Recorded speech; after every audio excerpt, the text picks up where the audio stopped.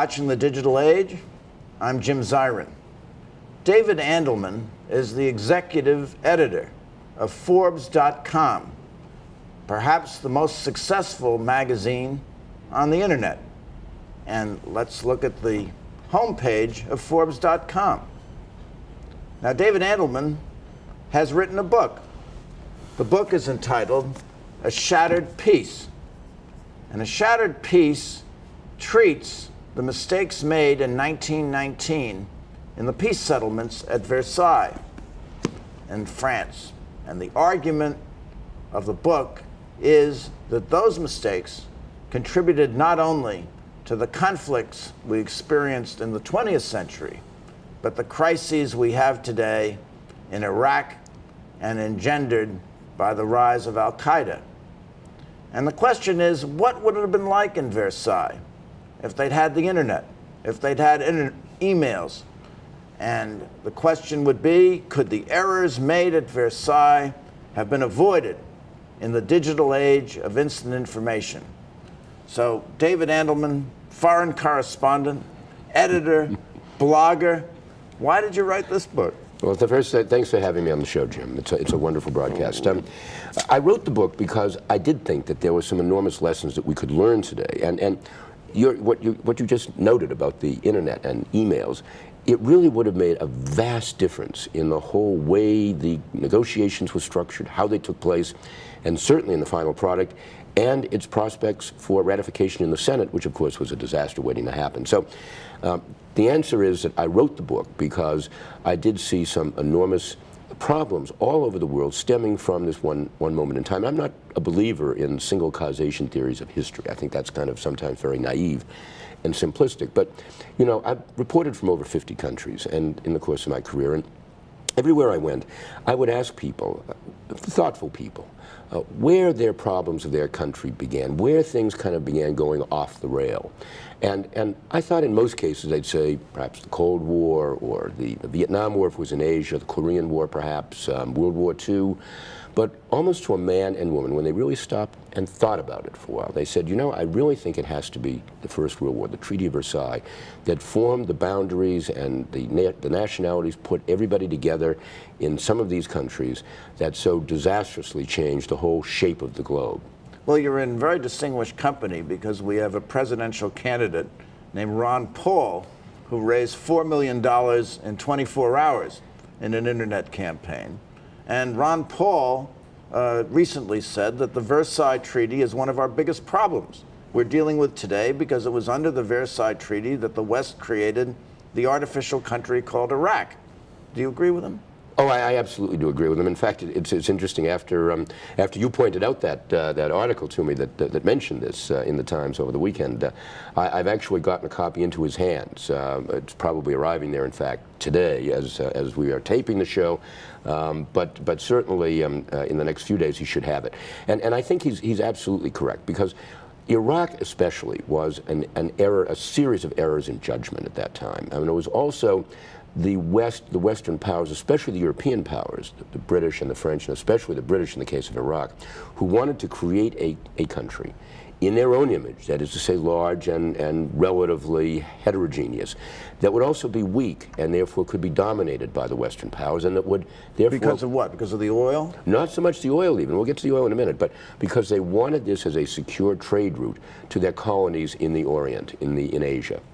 Especially in the British case, in Pakistan and India, then known as the subcontinent or the Raj.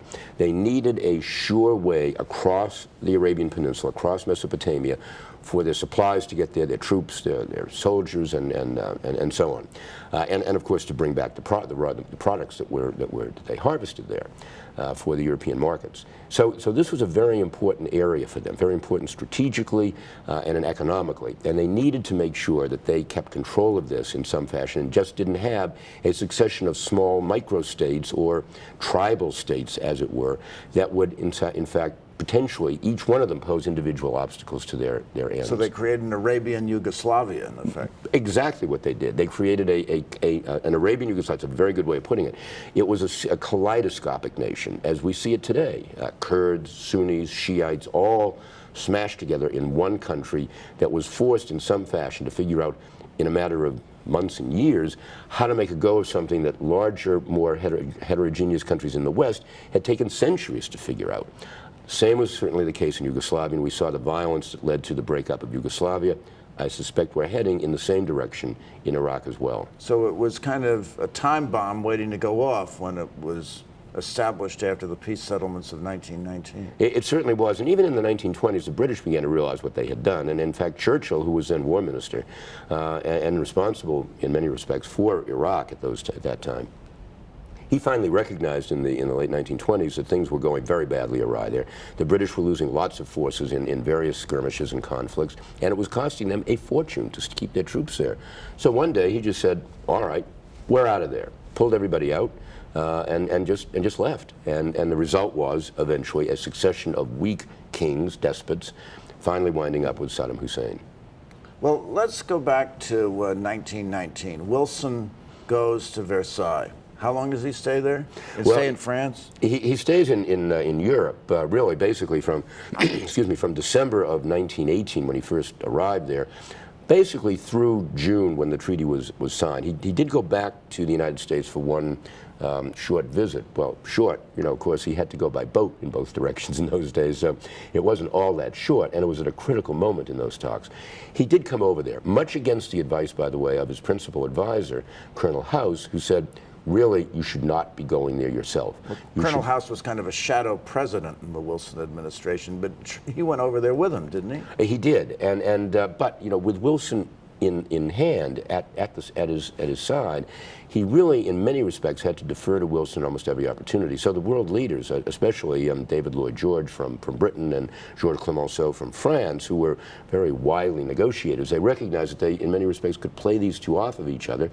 Often, however, going to Wilson to get the kind of buy-in that they felt that they needed, and then at that point, Colonel House's hands were tied. Well, the cornerstone of Wilson's policy were the famous 14 points.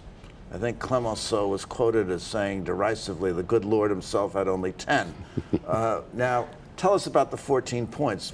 Basically, what were they, and were they achieved in the course of the negotiation? The foundation is very much like the foundation today when people talk about democracy and self-determination. Those were the bases of this. Democracy and self-determination for every country that they took a look at, that the peacemakers took a look at. And mind you, they excluded all of their own colonies, of course, from the equation, so that Britain and its colonies in India, France and its colonies in Indochina, the U.S. and its colonies in both the Caribbean and in the Pacific, they were all excluded. So what we were left with, basically, was these peacemakers coming together, and Wilson taking with him to France this concept, this this overall overarching document called the 14 points. And what they was they basically said, country by country, we must allow these countries to have a degree of self-dependence, self-government, and democracy. But he never really understood the concept of this. And these countries being the countries in Europe, the Balkans, Czechoslovakia, Hungary, Poland, Hungary, Czechoslovakia. In other words, the old Austro-Hungarian Empire, and of course the whole Ottoman Empire, which was basically the Middle East, and as well the Far East. Remember, Japan was on the winning side, on our side, during the First World War. So they came in also as an ally, and they had certain requirements in China, Korea, and other parts of Asia. So in each of these areas, though, Wilson said that the people should determine the nature of their government and the nature of the government that rules them. In other words, they self-determination. Self-determination. But he was very vague in this, and it was very interesting. Going over on the boat, he brought with him a number of experts, a think tank, if you will, called the Inquiry. And these experts... Wasn't Walter Lippmann was a member of the Inquiry? Walter Lippmann was one of them. There were a number of Columbia, Princeton, Yale professors as well. Remember, Wilson had served as president of Princeton, so he had many academic friends. And he brought these people with him. And going over on the boat, they met with him only once on that entire trip from New York to France. And they said, we tried to push them, and they wrote in their diaries, and I managed to find several unpublished diaries by the people who were in these meetings. They said, we tried to pin him down on this concept of self-determination, this concept of democracy, and we're convinced that he doesn't really understand what he really means by it. And if he doesn't understand, we could not get any good guidance as to what he wanted us to negotiate on his behalf over there. that's where the problems began.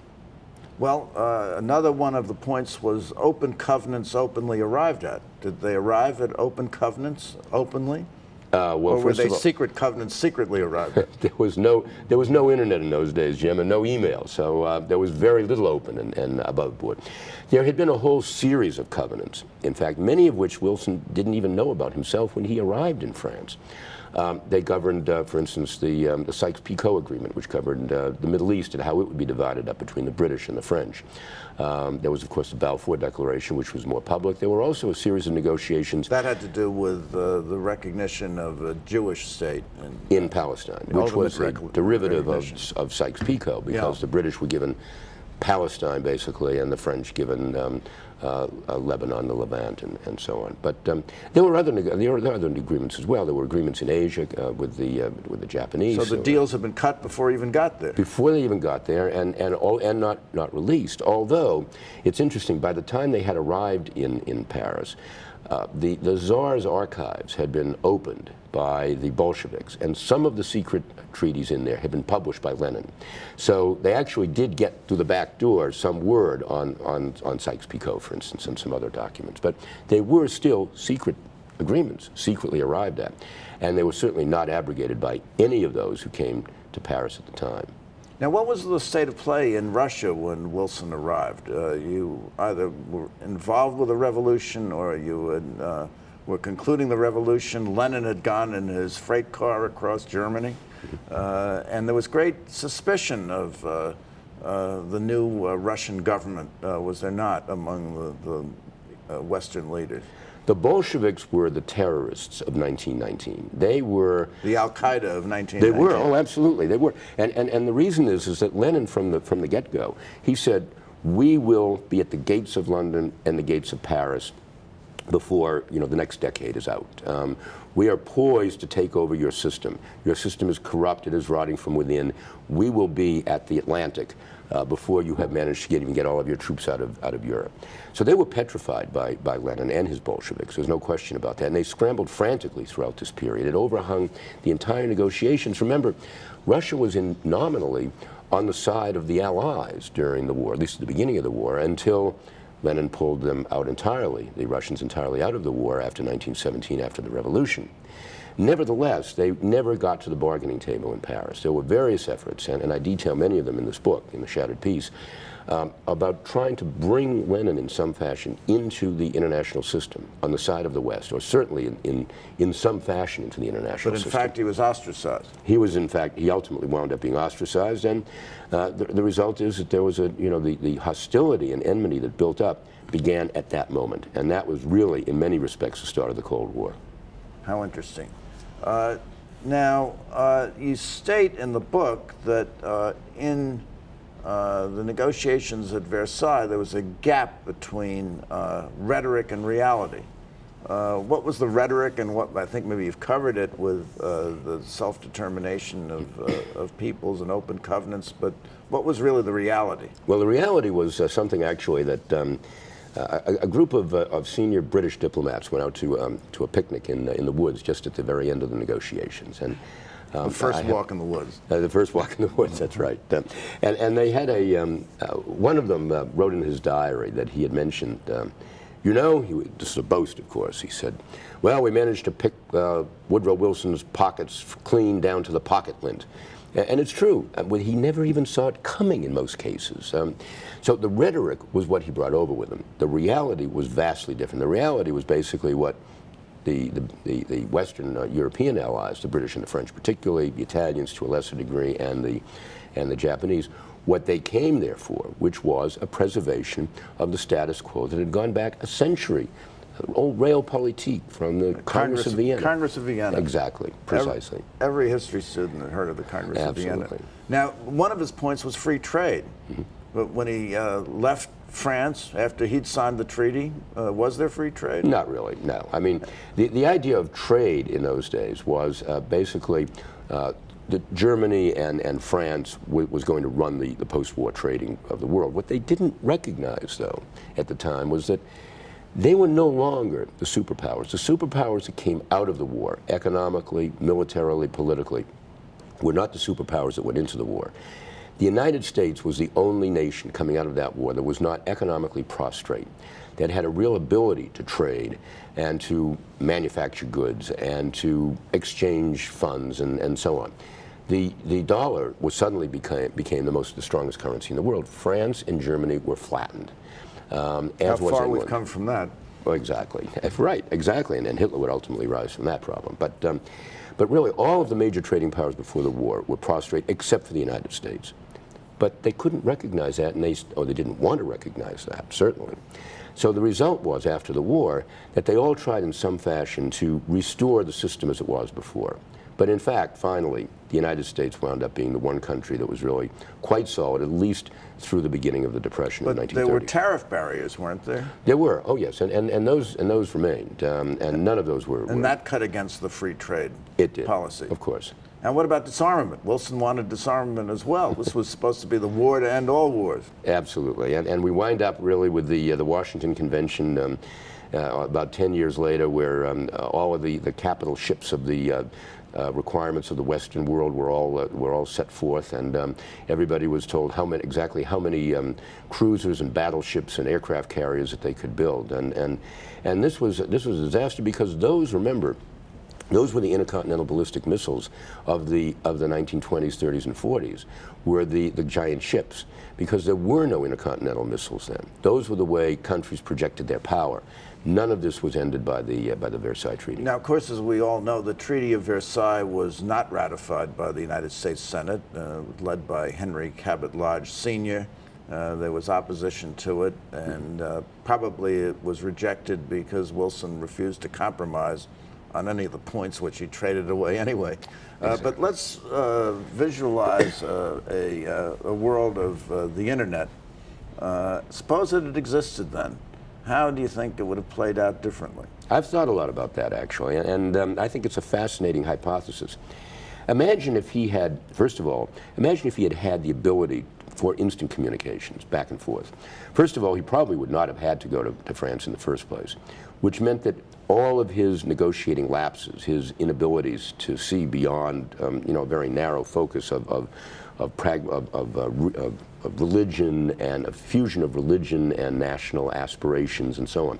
Imagine if that had never come into play. If you could have stayed in Washington, pulled strings via the internet, and let that very consummate negotiator, Colonel House, his principal aide, Edward House, let him actually deal with those Europeans, I think the whole thing would have played out differently. But even had he come to Paris, he could certainly have communicated much more effectively with Congress, with the Senate especially, and especially with the Senate opponents of the treaty.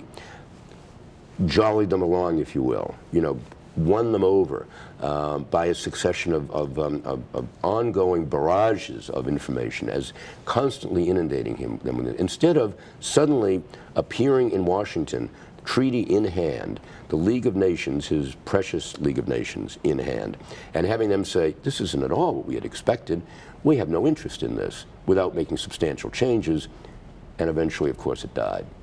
I was particularly fascinated by your book because David McCullough, the historian and biographer of Adams and of Truman, said that, of course, he never obviously had the opportunity to interview Adams or interview Truman, but from their writings and from the things they did, he was able to get inside their heads and really felt that he knew them. And I had the sense from reading your book that you also were able to get inside the head of, similarly get inside the head of Wilson or Clemenceau or Lloyd George and really kind of capture them as personalities. Well, thank you. I did try to do that. I tried to do not only Wilson, who frankly, I have very mixed feelings about. I think in many respects, he was a great president in terms of what he managed to accomplish domestically.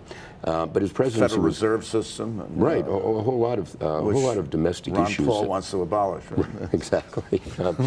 But what was of particular interest to me is not only the getting inside the heads of these leading figures, which have been explored, but also the less important, the minor figures. I mean, people like the young diplomats, like Allen Dulles, for instance, who was a player there, and his brother John Foster Dulles, both important figures later in the century. John Maynard Keynes, a young British economist and advisor to that delegation. Harold Nicholson, member of the Bloomsbury Group, husband of Vita Sackville West, and so on. And all of these people who came there with these great concepts that somehow left frustrated. And it was understanding how their frustration began to manifest itself as the negotiations went on that were a critical dynamic then in terms of setting up the kind of world that we have today. Well, there were other supporting characters as well. One was Ho Chi Minh. He was a busboy in the Ritz Hotel, but he was trying to make his case to the Western leaders. And imagine how the history would have been different, and perhaps no Vietnam War if he had been listened to. He was just a 28-year-old busboy at the Ritz, and with the concept of, I want to have an independence for or at least move towards independence for Indochina. He was given the back of his hand by every one of the delegations he approached at that time with his own version of 8 points that he would like to have seen happen. Instead, he turned communist. He wasn't a communist at the time. He turned communist, went to Moscow, joined the Comintern, and 20 years later took the nom de guerre. And his 8 points were drawn from Wilson's 14, isn't that right? They were, and the Declaration of Independence, as a matter of fact, and are still to this day the basic foundations of all Vietnamese law. How interesting. Now, there were other supporting players as well who later would take their place on the world scene. It was almost like high drama. You had FDR was there with his wife. Mm-hmm. He was, and in fact, Felix Frankfurter was there representing the Jewish lobby, and Chaim Weizmann, of course, the founder of the State of Israel, he was there, and so from every conceivable walk of life. De Gaulle was there as a young colonel. In fact, he went off to Poland and as part of the observer mission there. You know, Elsa Maxwell came over, the great party giver of the future. She introduced Le Jazz Américain to Paris during the peace talks. Marcel Proust even dined at the Ritz on a number of occasions with Harold Nicholson and some of his crowd. Must have been absolutely it's fascinating. It's fun to think of Ho Chi Minh possibly clearing their dishes away, isn't it? Now, the thesis of your book is that maybe we would have been better off, and maybe the Western powers would have been better off to leave all these countries alone, the Balkan countries, the countries of Eastern Europe, Asia, and certainly the Middle East, and allowed nature to take its course. Do you think that really would have produced a different result from the result we have now? I think what we're doing right now, in so many parts of the world, particularly Iraq and the Middle East, and certainly in Eastern Europe and the Balkans, we're undoing what these peacemakers did, very often, unfortunately, at the point of a gun, what they did almost 100 years ago. Czechoslovakia is now the Czech Republic and Slovakia, and members of the European Union. In the Balkans, all of Yugoslavia has been broken up. We have Slovenia, we have Croatia, we have Serbia, we have Bosnia, and so on. Some of them are very prosperous countries, like Slovenia, which is becoming a member of the European Union, and Croatia is next in line, and becoming members of NATO. Each of these countries could have had a much different history, certainly, if the peacemakers had understood the need to create smaller, homogeneous microstates in those areas. Certainly, we seem to be moving towards this concept in Iraq as well. We have Kurdistan in the north. Well, you know, Leslie Gelb and Senator Biden proposed, in effect, a Balkanization of Iraq with the Shia section, a Sunni section, and a Kurdish section, and then perhaps a loose federation of some kind, undefined. Of course, none of them were prepared to accept this.